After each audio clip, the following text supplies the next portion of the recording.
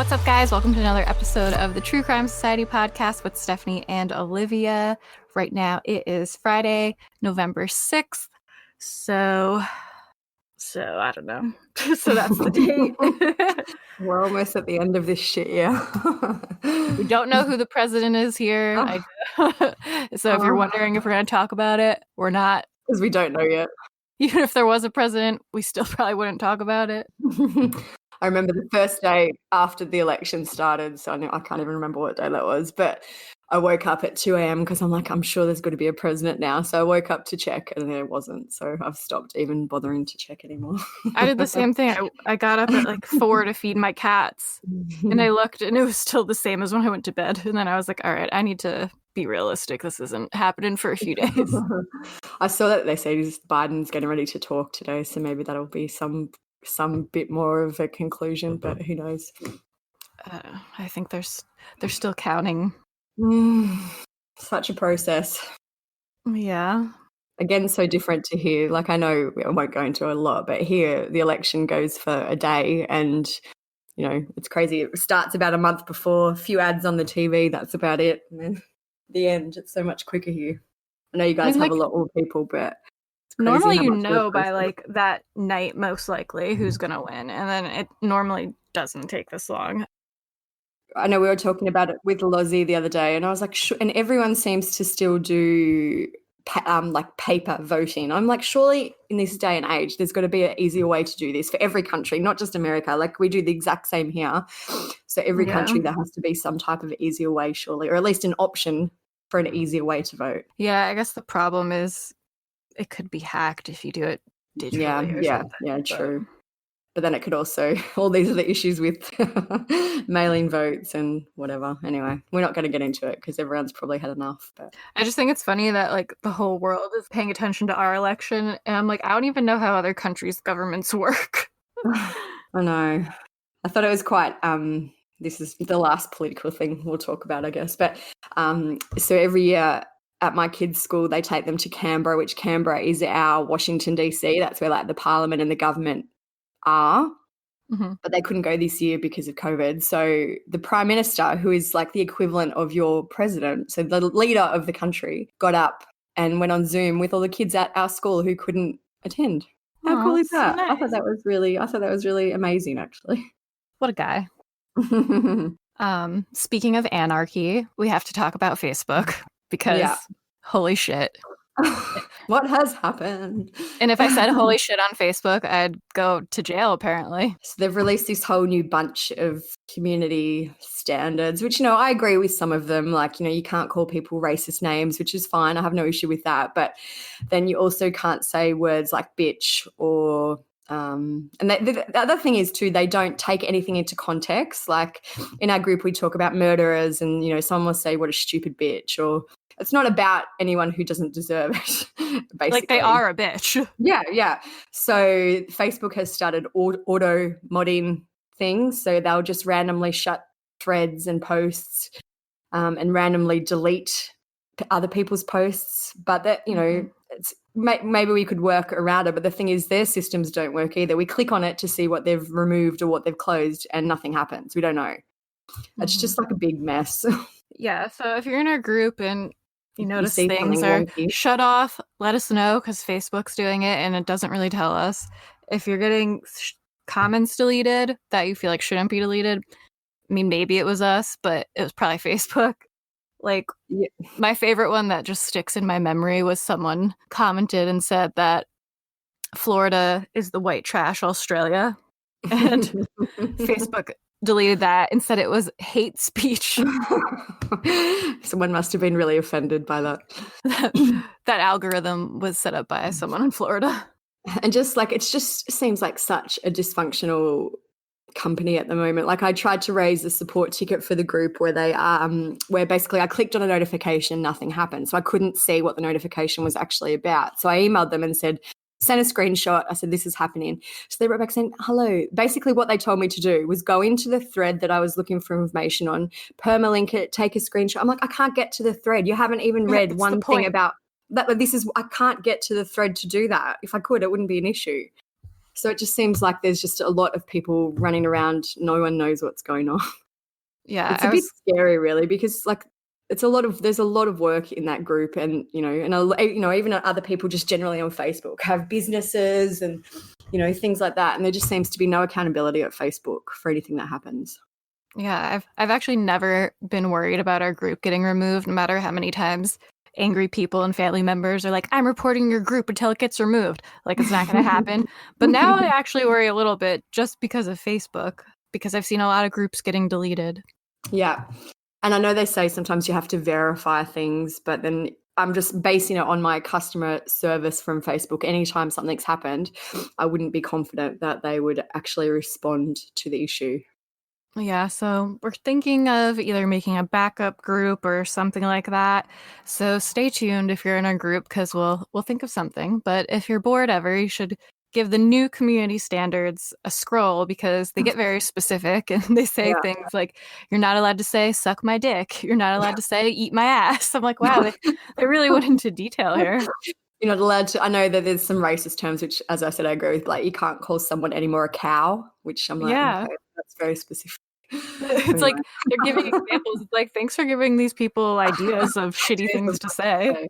So that's what we're dealing with this week. Something fun. Yeah. So today we're going to be talking about murdering moms, or moms who murder. I guess it should be mums who murder suicide, but mums who murder was catchier. Murder and suicide and moms. I know that in the group, anytime we post, especially a parental murder-suicide and especially a mum murder-suicide, it gets many, many comments. It's very often polarizing in the comments for people who kind of think they can understand why the mother did it, and then other comments where, which I think is absolutely true, that men do not ever get the same sympathy or compassion in terms of murder-suicides against their children, which I always find it very interesting. So I thought today that's what the topic we would cover is mums who murder. Yeah.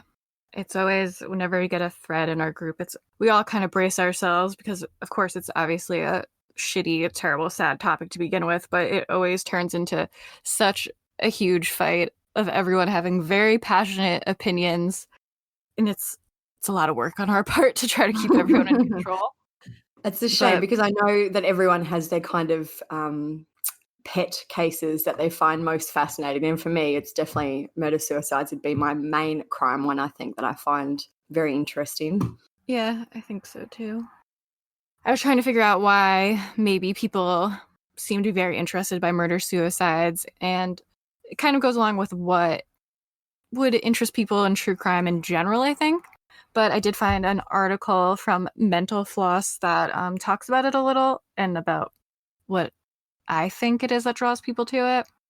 It says, a big factor in our true crime obsession is getting enjoyment from the trouble experienced by other people. Tamron Hall, the host of ID's Deadline Crime, said, it's not necessarily sadistic, but if bad faith had to fall on someone, at least it fell on someone else. There's a sense of relief in finding out that it happened to someone else rather than you. But then on the other hand, watching true crime also provides an opportunity to feel empathy. Dr. Michael Mantle, former chief psychologist of the San Diego Police Department, said, it allows us to feel our compassion, not only compassion for the victim, but sometimes compassion for the perpetrator. We all get angry at people, and many people say, I could kill them, but almost no one does that, thankfully. But then when you see it on screen, you say, oh, someone had to kill someone. It wasn't me, thank God. There is that same kind of sense of relief that whatever kinds of aggression and impulses one has, we didn't act on them, and someone else did. So it sounds kind of bad to be like, we'd like to see bad things happen to other people, but I think it's kind of similar to celebrity gossip in a way.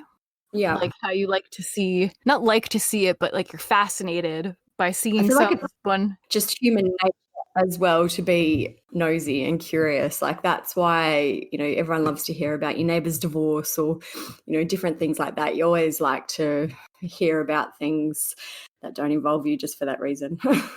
Yeah, like it does sound shitty, but like subconsciously you like to hear people are doing worse than you, I guess. Make yourself feel better for a minute. But yeah, like I think it has a lot to do with, even like I was saying with celebrities, like, people love seeing when something bad happens to the Kardashians, and they love talking about it and following it. And it's because they're so rich and beautiful and seem like they have everything, that when something terrible happens, it's shocking. I think that's why everyone was into it when Kanye went a bit loose for a while there not long ago. Everyone's like, oh my gosh, imagine Chris's reaction to this. Yeah. And it's also just like a reminder that the people that you see as untouchable or like have this perfect life, that they don't really have a perfect life either. And I feel like all the cases that we're going to talk about today as well, they are all, generally seem to have come out of the blue. Like, all the comments are like, I would never believe this would happen, and how could she do this, and things like that. So it's interesting when something out of the blue happens. It's just like with social media and everything, it's so easy for people to like pretend they have this perfect life. Like, not to bring them up again, but Shanann and Chris Watts, like on social media, exactly. I think they have this perfect life, and that's why it was kind of so shocking when that happened. And you just think, about your own self. Like every day, if you post a photo a day, say you'll post something great that happened or the best part of that day. There's, 99% of the rest of the stuff that happened that day is just mundane. And so it's hard to always keep that in picture. Mm-hmm. What we see online especially isn't what is really happening. This episode's going to be about basically mothers who murder-suicide their kids. And the technical term for it is maternal filicide, which means a child murdered by their mother. And then there's also infanticide, a child murdered in the first year of their life. So some random facts that I found about it, just to give us all some context. When a young child is murdered, the most frequent perpetrator is the victim's parent or step-parent. The rates of infanticide parallel suicide rates rather than murder rates. The risk of being a homicide victim is the highest during the first year of your life. The U.S. has the highest rate of child homicide. And more filicides occur due to fatal maltreatment than because of actual maternal psychiatric illness. And it's interesting too, because I know with most of these cases, everyone's like, wow, she must have been mentally ill. She must have, had postpartum depression or whatever. But that's an interesting stat that kind of goes against that. Every single post we make about a mother who killed their kid, someone will always bring up PPD. And even if the kid is 14. Yeah, exactly. That's what I was going to say. Like, obviously that can be the situation sometimes. And I think it is something that needs to be paid more attention to and people should be more aware of. But when the kid absolutely not saying it never does happen, but it's not the case in most cases. Yeah. Yeah, especially when the kid is 7 years old.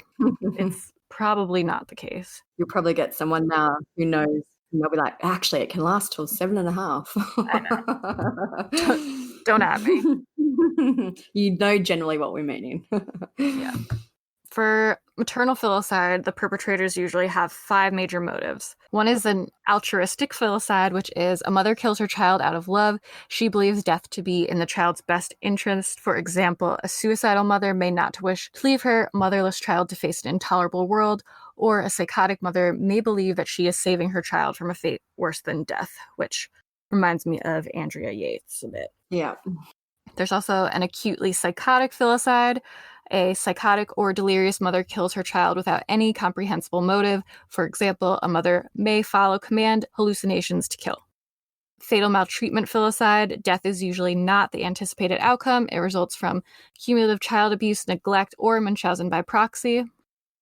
An unwanted child filicide. Mother thinks of her child as a hindrance.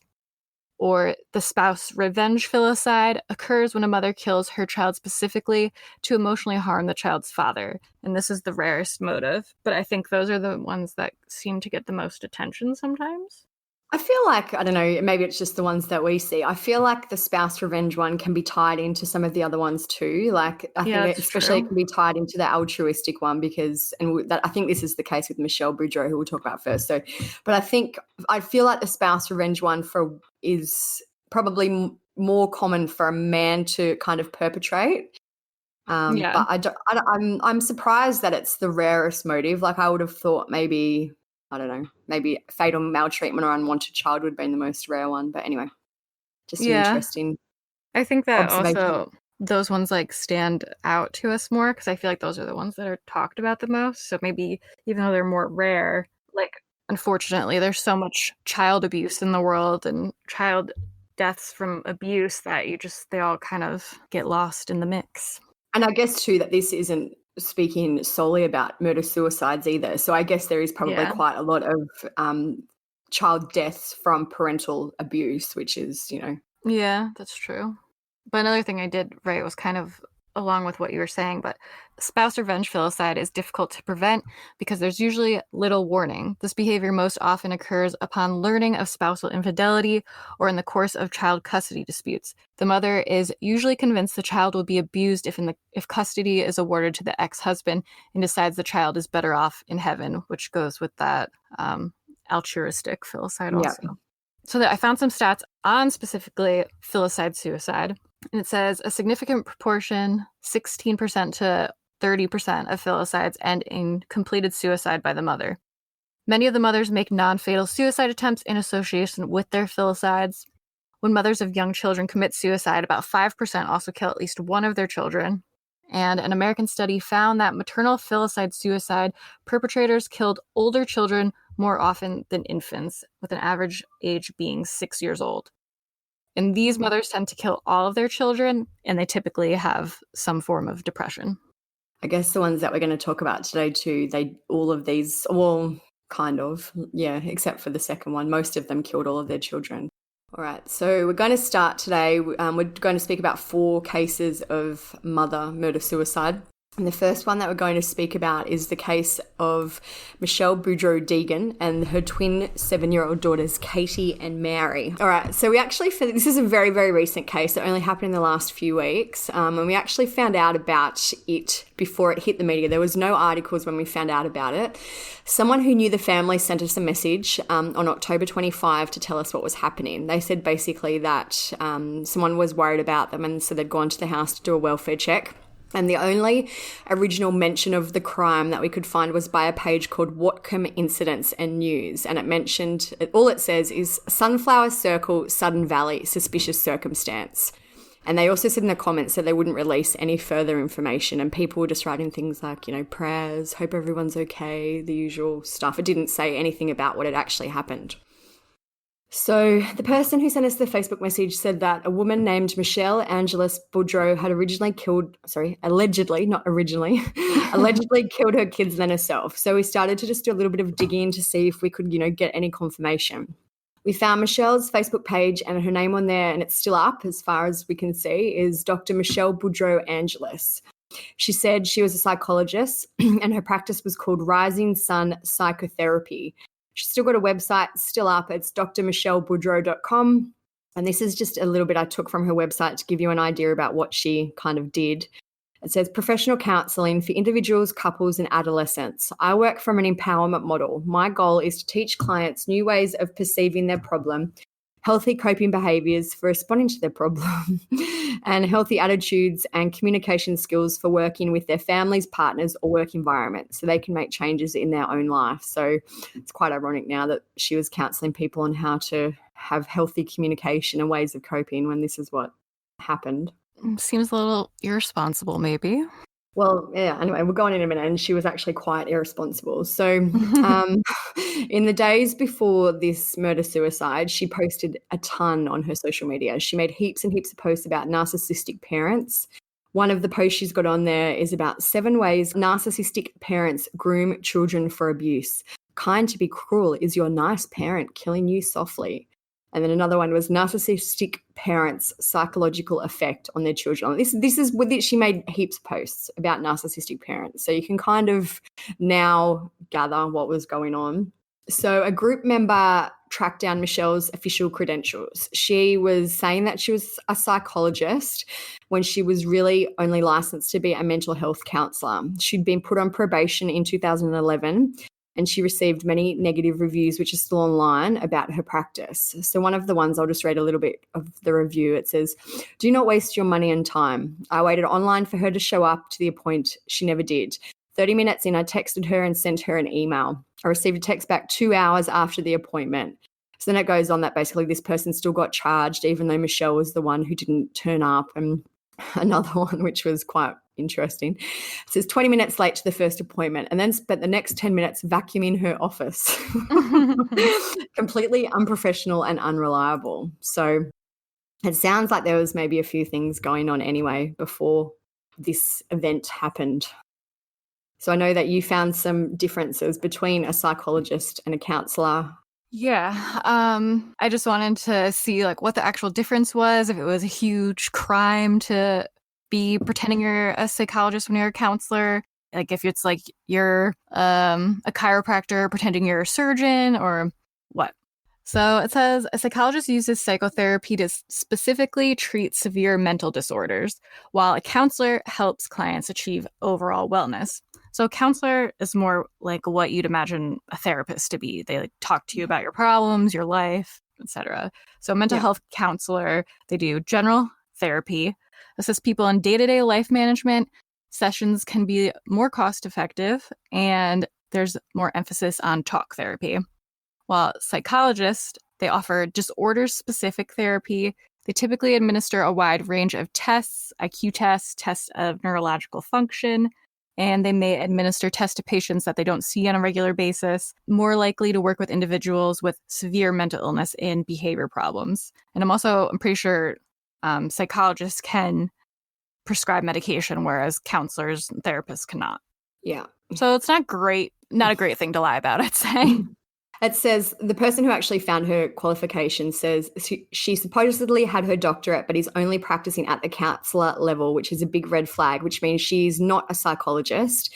You have to have your doctorate and be licensed specifically as a psychologist to call yourself one. So yeah, I think to be a counselor, do you even need your master's? I don't think so. Surely not. I don't know. Could be wrong, but I don't think so. I don't think so either. So, there was one thing I think that made this case so interesting was that there was so much online about Michele and all her dramas. So there's an online court document that reveals details between Michele and her estranged husband, Scott Deegan. The documents for their legal separation were first filed in October 2016. So this dragged on for a long time. The last entry on their court documents was, I think, October 20. So 4 years of court between her and her ex-husband. The documents show that Michele was the petitioner and Scott was the respondent.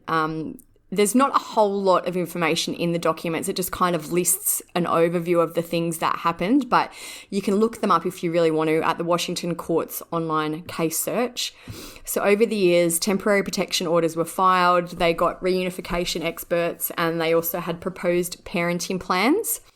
The final matter that is on this document is October 20, and it states that a proposed parenting plan was put in place. So from this, you can kind of deduce that there was some type of custody plan worked out between them. We know that the court ordered. So someone found online that Michele had, I think, 13 last names across the years, which, so we're like, what is going on here? Like Deegan was one, Boudreau, Angeles, there was a whole bunch of other ones. But seems like a red flag. Yeah, she surely these can't have all been her legal names. But anyway, there's another document online that we've got the whole thing on our website if you want to read it, because it's about, I think, 14 pages. It says that there was a lawsuit filed against this year by Michele, and the lawsuit was filed by her former girlfriend, Carmen Cabrera Fuentes, I think is how you say her name. Mm-hmm. Carmen said that the two met on Match.com in 2017, so that would have been the year after Michele and her husband split, and then they moved in together in October 2017.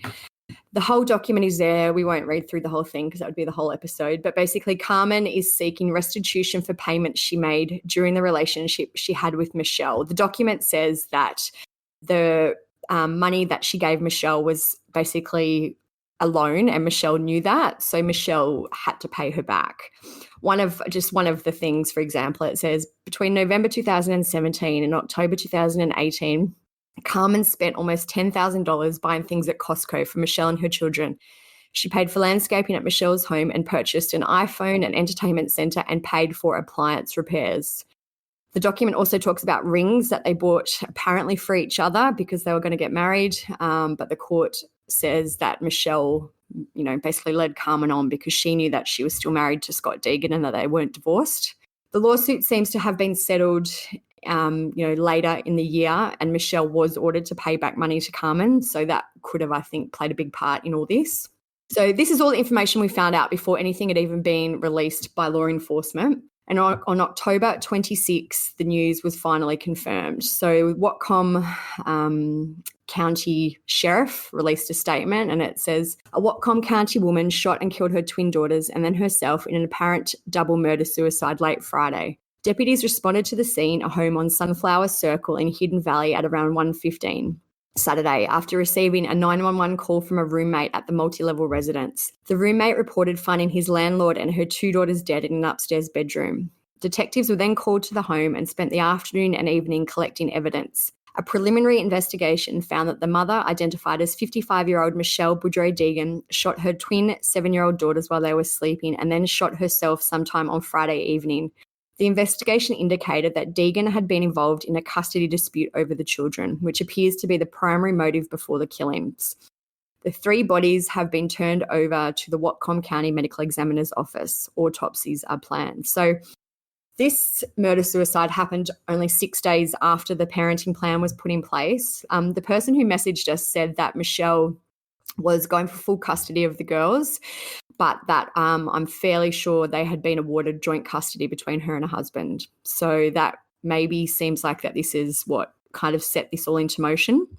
So even though the police have said that this was a murder-suicide and that Michele killed the kids, everyone in our group, or not everyone, I shouldn't say everyone, won't generalise, a lot of people were still questioning if her husband, Scott Deegan, had anything to do with it. You know, stuff like, what did he do to her to make her do this? I think he's definitely... And this happens all the time. Like, not just with this case. And it wouldn't happen. It does, like, and I've written here to talk about how, like, does anyone say this about Chris Watts? No. I know, or a very, very small minority might say, you know, Shannon was crazy and things like that. But it just is, the majority of comments are like, wow, she must have been pushed to the edge to do this. Whereas it's never, ever the same for men, I find, which is, and I guess, and I know it's because our group is mainly women.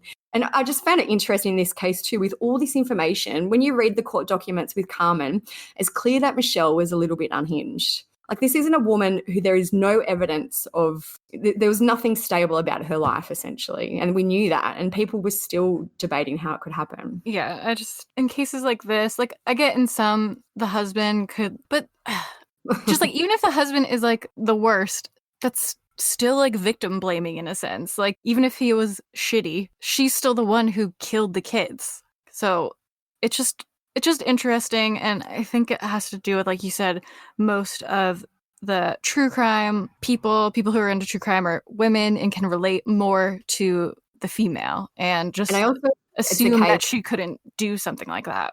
That women don't ever want to believe that another woman could do that to their children. Like, you know, I think it makes women feel vulnerable and like, oh my gosh, you know, if that could happen to them, maybe it could happen to me. And, you know, I know as a mother, there's been times where you feel like you're losing your mind. Like, you're like, oh my gosh, I'm just going to go crazy here. Yeah. So maybe, you know, that's a weak moment for me. And I'm assuming a lot of other people feel weak when that happens. So maybe it's just a bit of a scary thing for people to think about. But it's like exactly like you said with like the Tote family. No one was really like, what did the wife do to make Tony do this? No one at all said that, except maybe him in his letter. Anyway, so people were still adamant that the husband must have been involved in this. So I'm assuming... Some people were even saying it was a cover-up or something. Yeah, I know. Like, he must have gone in and killed them and then made it look like she did it. Like, and then like, what? The other thing is he also took down his social media, which I absolutely don't blame him, but people took that. More people should do that. People took that as an admission of guilt. Like, wow, he's taken down everything. He must be guilty. No, he just doesn't want all of us creeps looking at his Facebook. So obviously people were still contacting the sheriff about Scott's involvement in the case, and they actually released a statement about this, which I think was really proactive. It was good. I feel it was good. It's sad that they needed to do it, but it was... Most of the time they just let them suffer. And they just, never ever clarify. So that said, the Whatcom County Sheriff's Office has ruled out any involvement from Miss Boudreau's estranged husband in the incident. His whereabouts during the timeline have all been accounted for, and he has a strong alibi. Evidence at the scene clearly implicates Michele as the only suspect in the death of her 2 daughters, after which she subsequently took her own life. A handgun was recovered from the possession of Miss Boudreau and was consistent with the murder of the children and her own death. And this bit. Autopsy results confirm this, as well as the fact his children had been given a large amount of sedatives, which had rendered them incoherent at the time of the incident. Evidence from the scene also indicates that Miss Boudreau planned this event over the course of several days prior to the discovery of the body. She clearly stated her suicidal ideations and that she would never leave her daughters alone without her. A court hearing on October 20, where joint custody was awarded to both Miss Boudreau and her estranged husband, appears to have been the precipitating event that led to her decision. So one interesting thing that I didn't mention yet about Michele is that there was one of the twins was a lot smaller than the other twin, and there was some rumours, which they are only rumours, we have no proof of it, is that one of the twins, there was evidence of Munchausen's by proxy. So that's basically where the mother kind of makes, it's the same as Dee Dee and Gypsy Rose, where the mother kind of makes the child sick, for lack of a better, and to have some type of control. So, you know, sometimes they give them, for example, unnecessary medication. It says it's a mental health problem where a caregiver makes up or causes an injury or an illness to a person. So, you know, in Gypsy Rose's case, they faked all her illnesses, and you know, I think people were saying that might have been a reason why the twin was quite small. So, you know, who knows if that has anything to do with it. But I had a look just to see if I could see some stats about murder-suicides with a gun, and I found some from National Criminal Justice Reference Service. They studied 408 murder-suicides. Most perpetrators were men, 91%, which is 9% women, and most used a gun, 88%. I feel like a gun is a quick way. 3 out of the 4 we're talking about today used a gun, so I know that most women wouldn't want their children to suffer either. So at least it's quick, I guess. So I also found a report that said compared to Canada, the US had 3 times more incidences of murder-suicides, which involved whole families. Compared to Britain, they had 8 times more, and compared to Australia, 15 times more. So, you know, again, that might come back to the availability of guns. We're not debating that here, but that is a fact that I think the USA do have easier availability to guns than these other countries. And that Canadians are very nice and polite.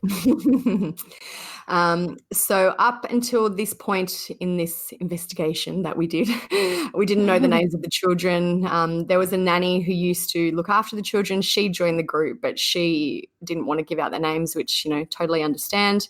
But the family finally released an obituary for the 2 girls, and their names were Katie Elizabeth and Mary Annalise. So I'll just read their death notice. It says, twin sisters Katie and Mary Deegan were born together on February 7, 2013 in Bellingham and passed away together at home in Bellingham on October 24, 2020. Katie and Mary's smiles brightened everyone's day as they brought constant rays of sunshine to their beloved Bellingham. Their giggles and sisterly love will forever be embedded in our hearts and memories. The girls will always be together in God's care, just as they entered this world as miracle babies. Their mother Michele and their grandfather James have both passed away. They are survived by their father, Scott Deegan, and that lists all the rest of the family. And then they also listed Michele's family. So you're invited to attend a graveside service at, you know, blah, blah, blah. So I thought that was very civil and very kind of that family to include Michele in that obituary and her family. I know in a lot of cases they just kind of don't mention whoever the perpetrator was and their family at all. Yeah. One thing to kind of note is that Michele was a little bit older. Michele was 55, so that means she had the kids when she was in her, you know, late 40s. Wow. So maybe that's where the miracle babies bit of the obit comes from. So in this one, you know, when we talk about why Michele did this, my thought is that the main trigger for her was that her husband had been awarded joint custody. I feel like she probably wanted sole custody, especially based on her narcissistic parent posts. Mm-hmm. And I also think that there's obviously some financial stuff going on for Michele. If Carmen gave her all this money and she had to pay some of it back, like when we talked about the 5 major motives, for me, I think it's altruistic and probably spousal revenge for her. Yeah. I don't think she wanted the kids to be with the dad by themselves. And I also, you know, think that she believed that the world wasn't fit for them all. So that's why she did it. I think she also must have had, just from hearing about her life and pretending to be a psychologist and like the reviews and how she's vacuuming, I feel like her life seemed pretty chaotic. I don't know if that shows that she had some sort of mental illness. Like, I'm not here to self-diagnose her or anything, but it's just I guess like someone who's had pretty hectic.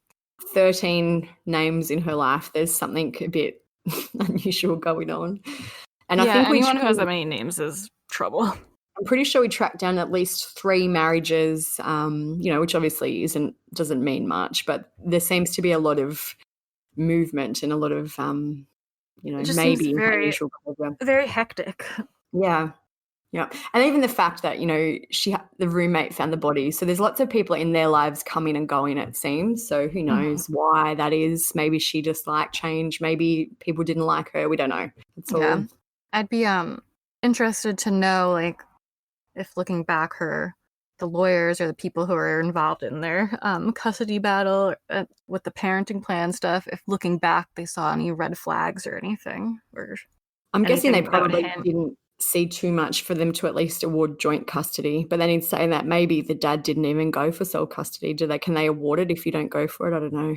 I don't know. But I mean, like, just specifically at that, like, last event, if they met at all, like, if she was acting a little weird or anything. I wish I could have read more of the documents about the whole 4 years of their separation, because there was things like protection orders and yeah. So anyway, it sounds like it would have been also a stressful time for the kids. So it's just a sad ending to a big mess, really. Mm-hmm.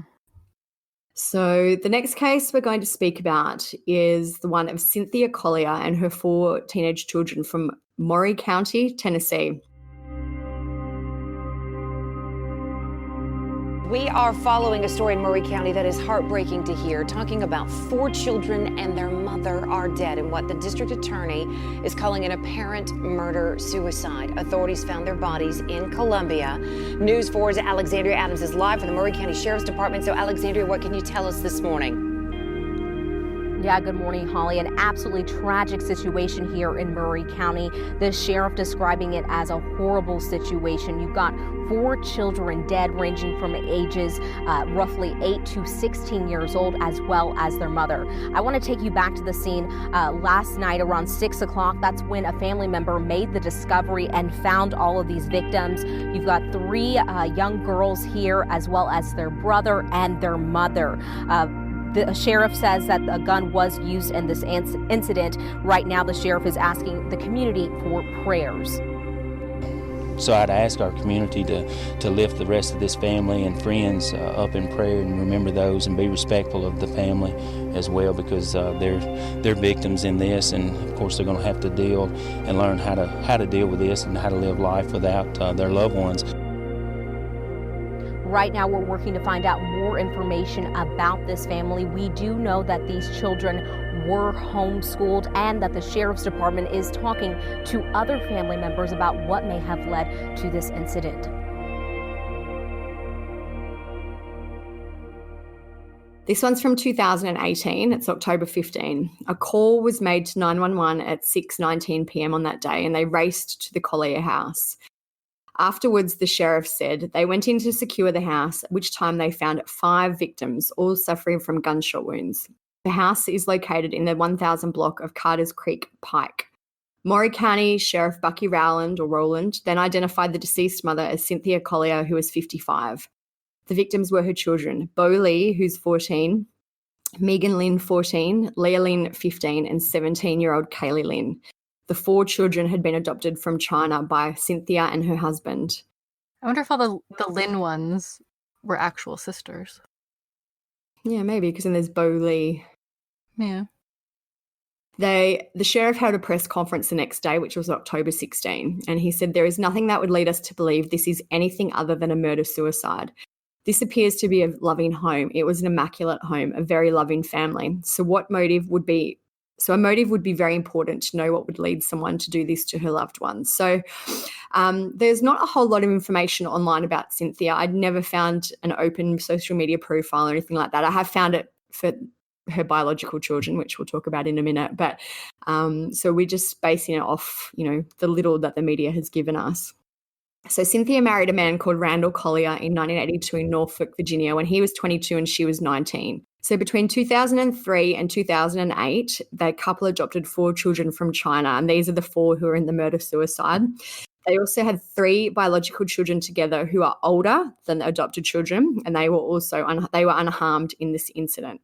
So I know that you said it's a long process to adopt kids from another country, and it would have been expensive, and it's just especially for 4 of them. I have cousins that are adopted from. One is adopted from China and 3 are adopted from the Ukraine. And I remember for my aunt and uncle, it was such a long and drawn out process because they had to foster them first and then they had to adopt them. And there was just so many obstacles, along with just having to like travel to China and travel to the Ukraine like a few times.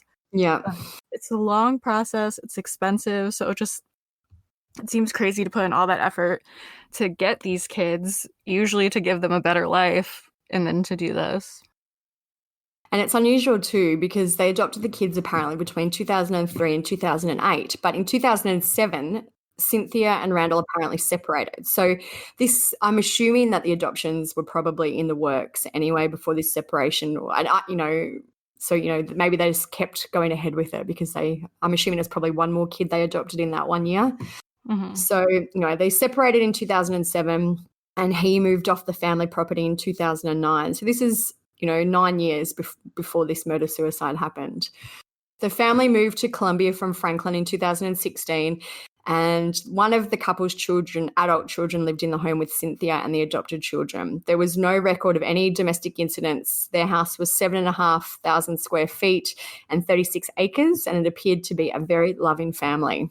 Apparently, Cynthia had been homeschooling all the teenagers, and in March 2018, after they'd been separated for 10 years, Cynthia and Randall finally started divorce proceedings. There was an article I found in the Columbia Daily Herald, and it said, by the end of May, so that's 2 months after they started the proceedings, they were attempting to reconcile, which this obviously sounds like it's on and off for a decade. It's crazy. Sounds like Lori Val.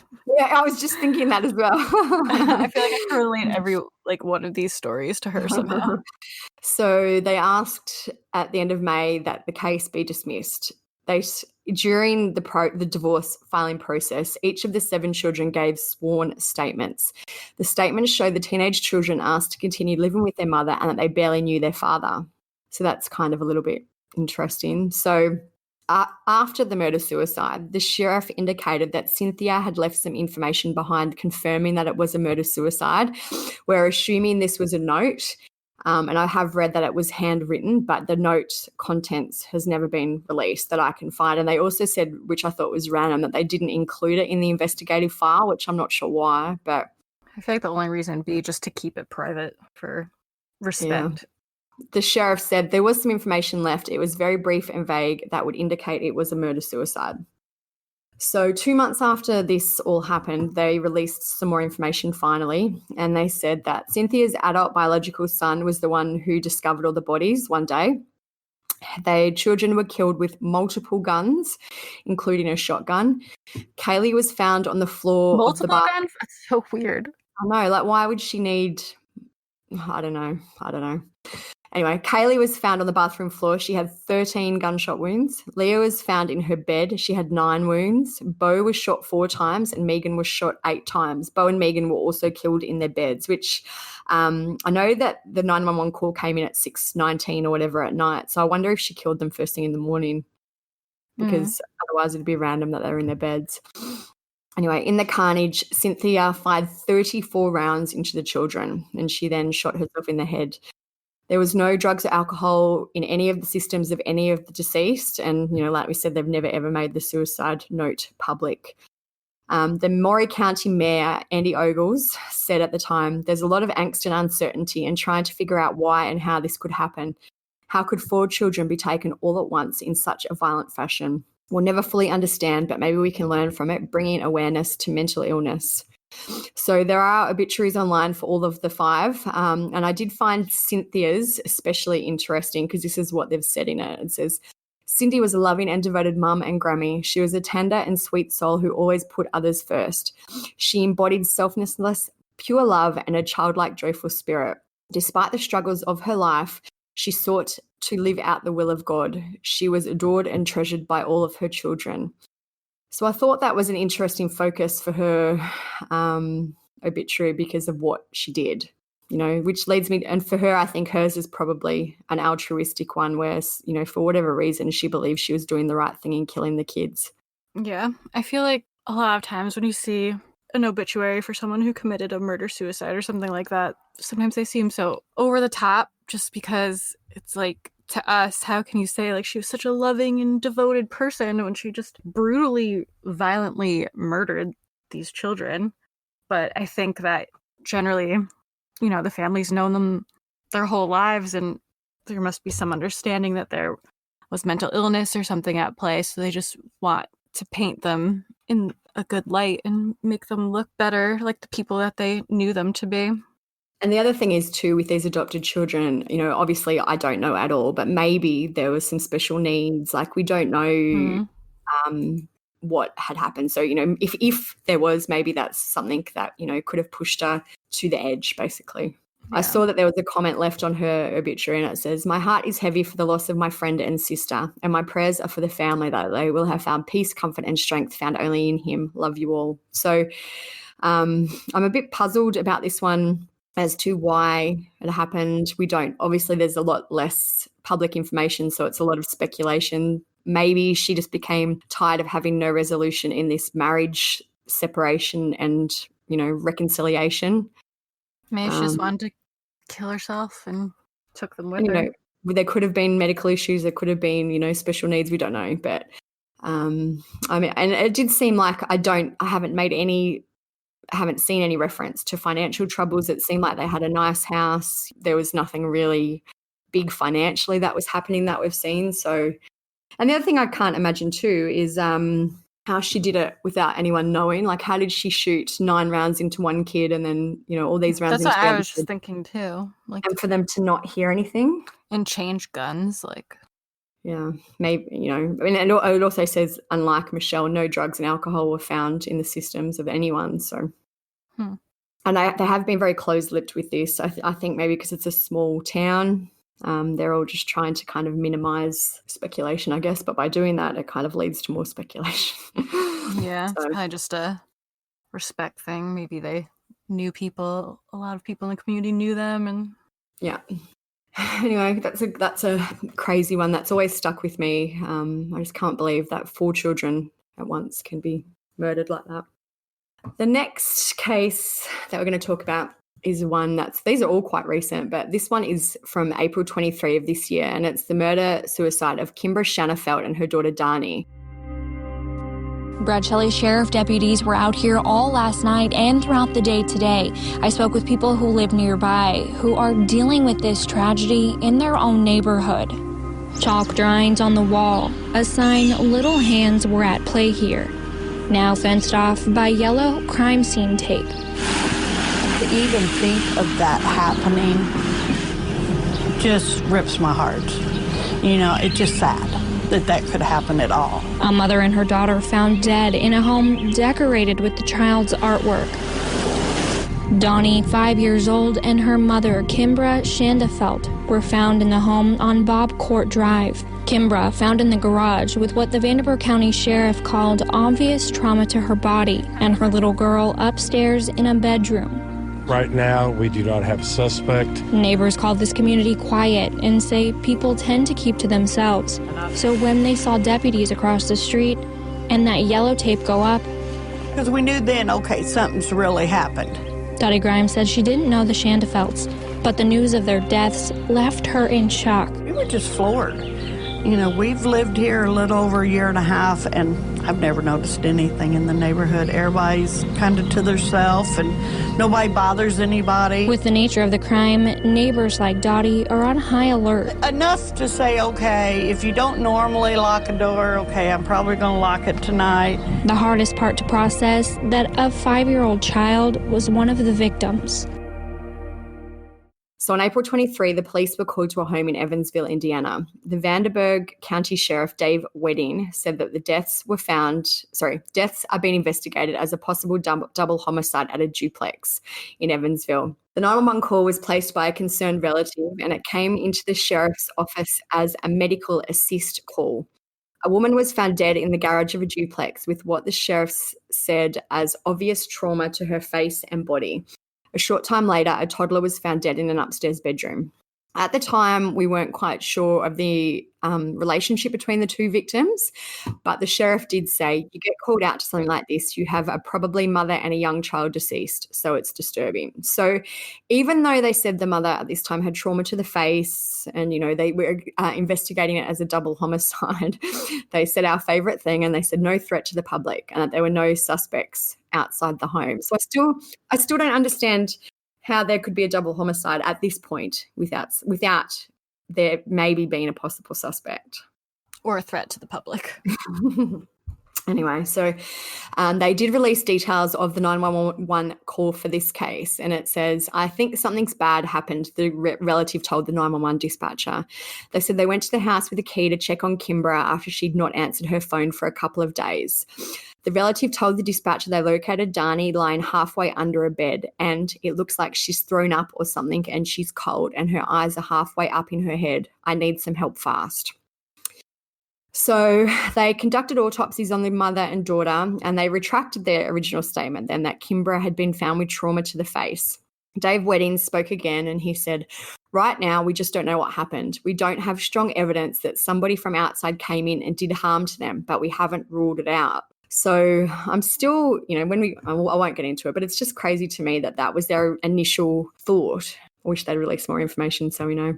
Kimbra and Dani's family started to talk to the media about them. Dana Markey, who was Kimbra's sister, said she had a kind of quirky, off-centre sense of humour. She was really compassionate. She was kind of the artsy type. She loved handmade jewellery and music and corny jokes, and she loved her kids. Kimbra also had an older son who I don't think lived with her.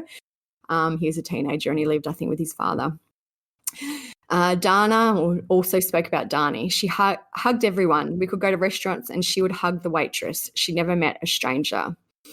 And then Kimbra's friend also said about Kimbra, I can say she would have been absolutely shocked by how many people have been touched by all this. She always smiled at everyone and she just did her best to provide and work hard. Her family was important to her. And there's lots of photos online on Kimbra's Facebook of her and Dani, and, she just seems like a normal mum. Someone had found online that Kimbra, I think, had liked a HIV charity provider or something like that. So there was speculation that maybe she knew someone with HIV, but Dana revealed that it was actually Kimbra who had been diagnosed with it about a year before the deaths. So the medical examiner completed their investigation and they ruled the deaths of the two as a murder-suicide by carbon monoxide, which was very unexpected for us, I thought, based on, the trauma to the face and the fact that Dani was found in bed. They said Kimbra's death was ruled a suicide while Dani's was a homicide. He said the deaths most likely occurred sometime on the evening of April 19. The 911 call was made 4 days after their deaths, according to that. Dave Wedding spoke again and he said, it's sad and it's puzzling. We do wish we could have known what was in the mother's mind. We are looking at it as kind of a reckless homicide situation. We think her actions precipitated the girl's death. Did she plan it? We cannot be 100% sure. It's a head scratcher because you can't interview anybody. I feel like there are more answers that could get to this based on the time of deaths and, if they died at the same time and things like that. So, they have never released anything like that. So it's weird though, because the 911 call says that the kid was laying halfway under the bed. Mm. And I know they've said that sometimes carbon monoxide can cause you to add a bit loopy. And the other, I don't know, this is what I mean. There's so much speculation in this one. Maybe she saw the mother dead and maybe ran up to hide. And they've said that Kimbra would have died quickly in the house's one-car garage and the exhaust fumes could have seeped into the house as her vehicle continued running using up its fuel. So I guess, I have so many questions about this one. Was it a true murder-suicide? Did Kimbra only really want to kill herself and she assumed that Dani would be found before the kid died? Did she kill Dani first with the carbon monoxide and then put her under the bed or in the bed? And maybe, and I've always wondered about the trauma to her face, but I guess that could be explained, for example, if she fell on something or even if when she died, say if she was in the car, maybe her head went on the steering wheel and that could explain some type of, post-mortem looking trauma. For some reason, the way that it read, it made me assume she wasn't in the car, which I feel like is weird. Like that. Well, they don't say the car. They just say the garage. So yeah, I just would think it was weird if she was outside of the car, which I feel like is how they make it seem like. Because what are you doing? You're just standing around, waiting to die. At least have a seat.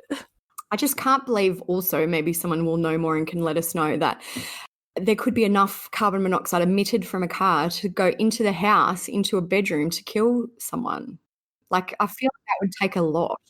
I knew this older woman who was a little forgetful, and a few years ago, she ended up leaving her car running in her garage and went inside and didn't realize that the car was on and, went to bed at night and never woke up because the carbon monoxide eventually got into the house and killed her. Yeah. And I know it's, what do they call it? Like there's odorless and all that, I think, usually as well. So I don't know. It's just crazy. I feel like that's such a simple mistake to make. Yeah. That's why I was wondering with this, like, was it an accident? Like, how do they know it was a murder-suicide? How do they know it was a suicide? Like, Yeah. And then also the other thing is, I wrote, why do we think that she did this? I guess it depends if you think that she purposely did it or she didn't. But I wonder how her health actually was if she'd been diagnosed with HIV. Maybe it was an accident. Maybe she passed out and something happened. And yeah, that's true. I didn't even think of that. I don't know. But according to their obituary, the pair died on April 22, which is different to what the police have said. They said April 19. I'll just read a little bit from it. It says, Kimbra Renee Marquis Shanafelt and her daughter Dani Jo Shanafelt passed away at their home Thursday, April 22. Kimbra was a 1988 graduate of Wrights High School and an optical lab technician with Armada Optical. Dani Jo was a kindergarten student at Highland Elementary who loved animals, the Disney movie Frozen, and the colours pink and purple. So I tried to Google to see if there'd been anything further on the investigation in this, and there hasn't. They've said it was carbon monoxide, murder-suicide, homicide-suicide. I guess if it wasn't a true murder-suicide, this could actually be, I guess, a fatal maltreatment because she didn't anticipate the death of Dani. She was just trying to kill herself, but we don't know. It's an interesting one, and I just feel like because there was so much. It looked like misinformation and they released it and then they had to kind of retract and say, no, actually, that's not what happened. Seems kind of just like a generally crappy investigation, to be honest. Dave just liked talking a lot, Dave Wedding. Yeah. So the final one then that we're going to speak about, and this one there isn't a whole lot of information, so we'll just touch on it quickly, but January 24th, 2020, rangers started searching the Rocky Mountains National Park in Colorado and they were looking for a reportedly suicidal person. They even stopped traffic going into the park at the Beaver Meadows and Fall River entrances that day from 3:30 to 4:30 p.m. They'd found an abandoned vehicle in the area, and that vehicle was, I guess, registered to Tristen Watson, who was a 24-year-old woman. During that search, they quickly found 2 bodies, and they confirmed that the body was that of Tristen and her 17-month-old son, Christopher.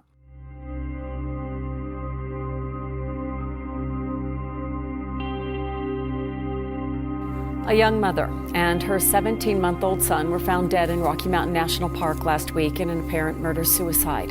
According to an obituary from the family, their family lost 3 people last week because they say Tristen Watson was pregnant with a girl named Aspen. The 24-year-old mom leaves behind a large family, including a husband who wished she got help. Her family is now trying to honor their memories by supporting resources to help people struggling with mental health issues. They're also asking people to donate to the National Alliance of Mental Health Illness in her honor in lieu of flowers.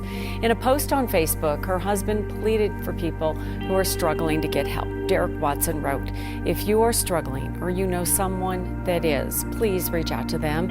If they are unwilling to help themselves, seek the help they need for them. Make sure they get help." It can be difficult to get someone into treatment who doesn't want to go.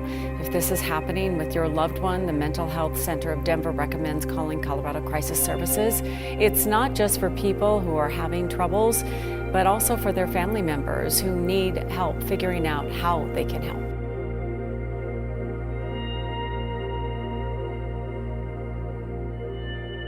Autopsies were carried out by the Larimer County Sheriff's Office, and it was determined that Christopher died from a gunshot to the head, and his death was ruled a homicide. Tristen also died from a gunshot to the head, and her death was ruled suicide. So even though the police said that 2 people died on the day, Tristen was actually pregnant with a baby girl that was due in June, and they noted that in the obituary of the trio, I guess. Tristen Annette Rogers Watson, Christopher Allen Watson, and Aspen Ann Watson passed away on Friday, January 24th, 2020. This was not a weird one. It was unusual because she was pregnant. She had such a young son. I feel like this is the one where it would be postpartum depression if it's going to be at all. Mm-hmm.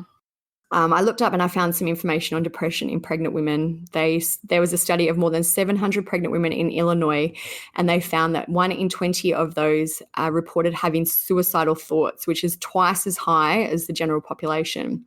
And there's also, as well as postpartum depression, which happens after you've delivered the baby, there's also depression during pregnancy, which is called antepartum or perinatal depression, depending on where you are.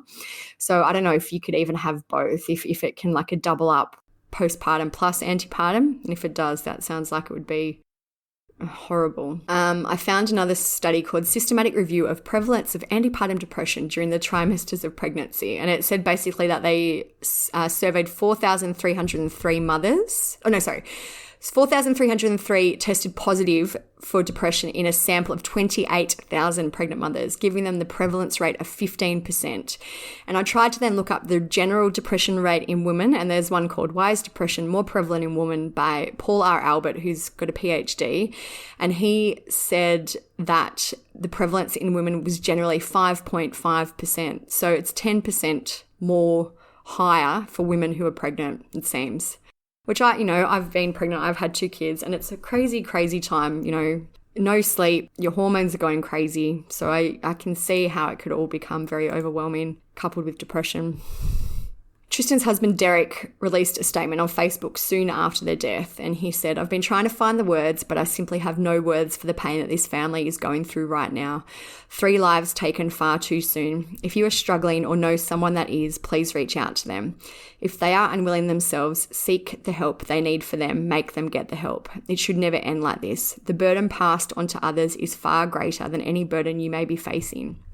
And in her obituary, they also asked for donations in her name to, is it NAMI, which is the National Alliance on Mental Illness. On their website, it says it's the nation's largest grassroots mental health organisation dedicated to building better lives for the millions of Americans affected by mental illness. So I do think in this case, the main trigger was postpartum depression or some type of pregnancy depression. And, obviously, again, we don't know what's going on behind closed doors, but it must have been major, whatever she was going through, for her to do this herself, her son, and her unborn baby. It's very sad. So Danielle actually helped me with this. She sent me a bunch of links for some of the murder-suicides, and there was so many we could have chosen from. I picked these 4 because they were probably the most popular in our group and most, I don't want to say memorable, but ones that stuck with me. If you go into our group, though, like we've said it before, we've got the topics. You can click murder-suicide and read, if you want to read more and more. I feel like murder-suicides are even just moms killing their kids. I feel like it's way more prevalent than people realize. Yeah. A lot of them don't have a ton of information released, and a lot of them they don't get as big as some like Andrea Yates or anything like that. But I feel like it's much more common than people realize. Yeah, there was one that we spoke about actually in the group this week, and it was from August, and it was about a woman called, I think, Rhiannon Gagnon, I don't know how you say it, Gagnon anyway. She shot her 2 teenage daughters and then killed herself. And, she'd written a few things on her Facebook about how the kids wouldn't stop fighting, and everyone's like, wow, she must have did it because they were just fighting all the time. I'm like, I don't know. Who knows? Obviously it just depends on the mental illness, drug abuse in some cases. I feel like there's been a lot more recently or this year. I'm not sure if that's just me noticing them more, but it was 6 murder-suicides in a row. Yeah. Or just parents killing their kids, and it's just crazy. Even when you Google parental murder-suicide, there are so many articles out there. It's just, I don't know. It's just fascinating. And I guess because there's so many different reasons why it could happen, every single one is different. So I think that's it for Mums Who Murder today. This is as I said, one that I am interested in. So maybe we'll do Dads Who Murder next. Yeah, I'd like to do one with more research into the differences, like science research. Yeah. But I was looking at, there is studies, but it's not. I found a really in-depth study randomly, but it was from Nigeria. I'm like, this is random. It was quite interesting, but I was like, this is a random, I don't know. Yeah, I just think it's interesting how society reacts to, when fathers do it versus when mothers do it, like we were saying earlier. It's just, since we have our group, it's just so easy for us to see the way people react to certain crimes, and it's a staggering difference the way people react to when dads do it, to when moms do it. Like when a dad murder suicides his kids or family, every single post is just kill him, I hope he dies, he's gonna get raped in jail and shit like that. And then when it's the mother, like we said, it's always like, I wonder what happened that would make her do this, like what was she going through. Like most people are very sad for her and like paint her as a victim as well. So there's and on that kind of topic, there's another one that I really want to talk about, but I'll just quickly, I know I could talk about all this all day, sorry. There was a woman called Lena Gallinaro. She was in Canada. It was July 31 this year. She killed her son and then herself. But her obituary says, "It is a tragedy to lose someone as kind, selfless, gentle, and graceful as Lena. She was compassionate, sincere, authentic, generous, and everything a good human could possibly be. We have lost two angels." I do also personally find it interesting to see how people are memorialized following murder-suicides. And I guess, as a family, it probably helps some people just to focus on the good times. And if these mothers were good mothers for 99% of their life, and then for whatever reason this happened. Yeah, it must be so hard for the families. Yeah, that's it, I think. All right, so that's all we have for this episode. I hope you guys, I feel like enjoyed it is the wrong word, but I hope that you found it interesting. Yeah. We are actually going to take a bit of a break for the holidays after this. We are probably going to do like a Christmas crimes one, so we'll be back right before Christmas with an episode for you guys. But we were hoping to, have some time off, celebrate with our families, and we're going to still try to work on a few episodes to get them ready and plan ahead a little bit so that we have some stuff ready to go. So we'll keep you guys posted in our Facebook group, which hopefully you're all part of already. If you're not, just go to True Crime Society on Facebook. You'll find us. And same with Instagram, Twitter, and really any other social medias that you could think of. If you like the podcast and you want to keep us motivated, leave us a 5-star review and we'll be very pleased. But one thing I did want to add in that I should have said earlier is that we do have some resources in our group, like resource posts and things like that for people, anyone who's struggling needs support, basically. We do have some resource posts under announcements. So if you have heard this episode and you want to check out some of those resources, you can go in the group and find those. Mm-hmm. Yes, definitely. It's been a tough year for a lot of people. We're almost through it. Fingers crossed. But otherwise, hope you guys have a great week, great holidays to everyone, and we'll see you guys around Christmas. See you soon. Bye.